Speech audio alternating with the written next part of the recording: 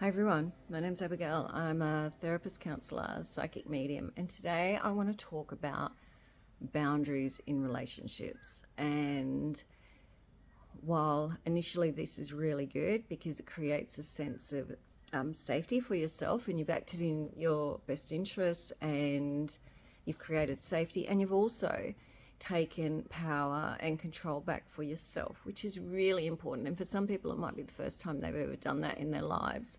And what I want to also say is boundaries, but with use of the police where there's violent or sexual harassment or anything like that, that's probably not what I'm referring to. Although, no, you definitely need the police. Like, let's not go there. So let's talk about relationships, and quite often any type of relationship breakup where you've had to put boundaries in place. And so the reason that we would need a boundary is because somebody has treated us badly, treated us meanly, treated us disrespectfully. They've walked away.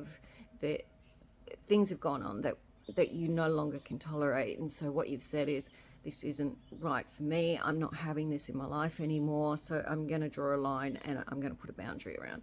Okay, that's great. Let's put a boundary around, and that's done. And what you then have is this sense of safety, which is really good. You also have a sense of control over your own life, because what you've done is you've said, this isn't something I want in my life. This isn't something that I'm willing to have anymore. So I'm going to have this boundary. Now, that's good and that's great. But what I want to say is, be really mindful of why you needed a boundary in the first place and not getting stuck there. So you do see a lot of people identify themselves as, I'm a survivor, or it becomes their story.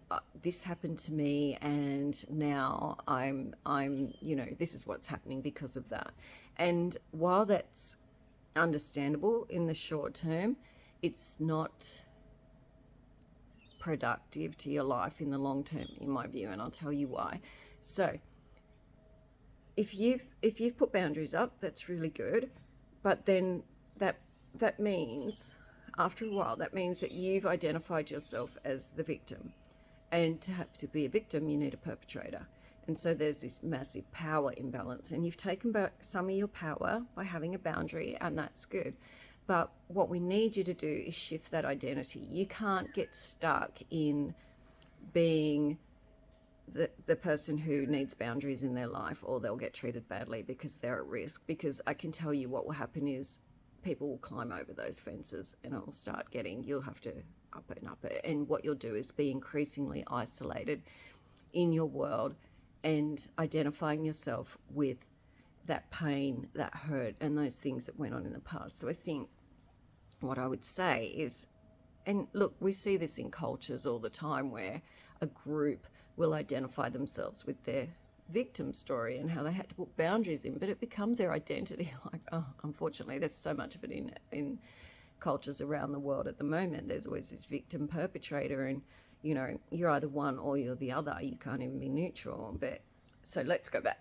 So what I would say about boundaries is, the reason that you needed a boundary in the first place is because there was a part of you where you weren't being true to yourself. So a difficult concept to understand, and people might not agree, but it is.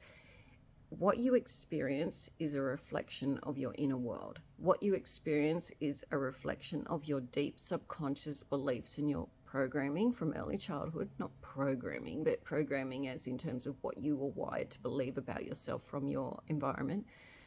And that plays out through your life until you do things to change that. So let's go in. You've done some work, you've got some boundaries, you're feeling good, you're feeling safe, you're getting your life back on track, but you're still holding on to, I've got to put boundaries in place because this protects me and gets what I deserve. What we want you to do, what I want for you, is that you resonate subconsciously and consciously, emotionally and psychologically, from a place that you are deserving just because you're you.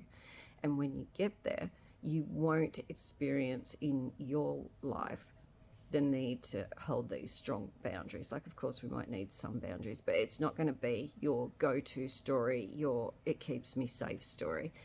So what you need to do is do the inner work, really, and not identify that that's part of your reality. And so the emotion of being a victim or being the perpetrator or whichever one you are, is a heavy energetic emotional energy, and it's a heavy psychological thought process. And the energy of that thought process is stored in your body and in your energy systems. And so what we need to do is take that out, process that, integrate that till it becomes light, till it becomes forgiveness of self and others. So why do you need to forgive yourself? Well, let me tell you what I know about depression. Depression, in my view, and there's no studies that I'm aware of that show that it's a chemical imbalance. What I know about depression is that if you do the shadow work, the deep work, the psychological, the emotional release work from your body, you will come to a place of having new beliefs and values and understandings of yourself and others. So say, for example, your depression was due to a deep need to people please. And the reason that you people please is because you learned that if you keep others happy and sacrifice self, you will be not rejected or abandoned. And the pain of rejection and abandonment is so deep. So you people please.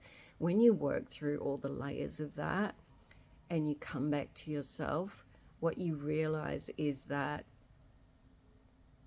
you forgive those people and you forgive yourself. And the depression will ease because there's nothing holding it in place. Depression is a heavy emotional release coming to your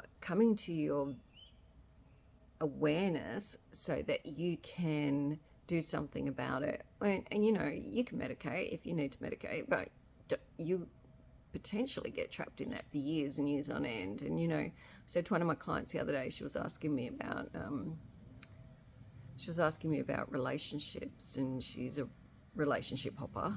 And I just kind of said to her, well, from what I know of you, I would say until you release your parent trauma that was really significant when you were really young, you're not going to allow anyone to really come close. And so you're just going to keep doing the hopping, and the hoppings are just a distraction and a shadow kind of safety for the present time, and a distraction. And that's okay if that's what you need for now. But when you're finally ready to let someone close, you're going to have to heal that deepest, darkest wound of distrust and disconnection. And what that's going to do is bring you your knowing that you were never responsible, you never were to blame in any way. It was just circumstances, and that you can forgive, release, and forgive yourself for how it's played out over time. So if you're a person who's found yourself needing boundaries in relationships, then what I would say to you is that that's good, because that will give you some form of safety. It will give you some form of feeling some power and control. But be very mindful not to get stuck there, because stuck there is the equivalent of feminism and the other, you know, all the other isms that we have. Because let's look at feminism for a moment. Feminism needs perpetrators. Women are the victims. We need perpetrators, and the perpetrators become every single man regardless, you know, and you're then given a heap of traits, and there needs to be boundaries around women that I'm only going to have this, or I'm only going to have that. I'm going to be, you know, in my bad bitch era and all the rest of it. Oh my goodness. No. So be careful about boundaries, because you need a victim and you need a perpetrator. What we need is you whole. We need you whole, that so your world resonates and your life experience resonates from that place. So if you found yourself there, do the next level, because you know, if you have a deep understanding of your worth, your value, and what you bring, and the appreciation of others and what they bring, you're not going to find those broken bits that trap you into, you know, compromising yourself and shutting you down. You're not going to find that. What you're going to find is connection and understanding of others and yourself and worth and value. And you're not going to be stuck in a us and them.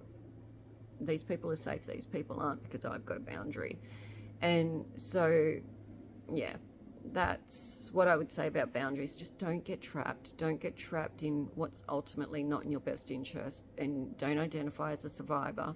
Identify as the wholest, most perfect, beautiful version of you that has done the deep work to clear what you learned about yourself from your generational family presentations and your early experiences. Now, you might say, oh, I had a great childhood, it couldn't have been from there. All right. Okay. It's not about having a great childhood. It's about being like, think about it. When you're a baby and when you're a child under 7, now let's look at this for a minute. This will help you understand. If I said to a 7-year-old, or most under 7s, I'm going to take you to the garden because there's a castle down there made of teeth that the tooth fairy has put together, and I saw it yesterday, and come, let's go look at it. They would not hesitate to follow me and go, yeah, because they don't have that brain pattern, really, brain identity to go, that's not real, because that's not real. This is the reality I'm living in. Same as, the adult frontal lobe doesn't come online till about 26. So the reason I'm going back to children is because so when parents say things, they take it all in, and it's very literal. And when it comes with an emotion, it becomes wired in. So say you heard mum and dad used to bicker a lot and fight, and as a child you found that really unsettling. You might go, what you will subconsciously program maybe is relationships are dangerous unless there's bickering, and then there's got to be one person wrong and one person right, and then you'll choose one to identify with. You'll either be the fighty one, and okay, relationships mean you always have to have a power struggle. So I hope that's a simple explanation about how your little brain gets wired, and it stays there, and it sets the scene for how you respond as an adult, as well as there's individual male drivers and there's female drivers. And no, they don't cross over, they don't. Male has male drivers, female has female drivers. So that's a little bit of why you may act in ways that go, why do I do that? Or what is she talking about? Or what is he talking about?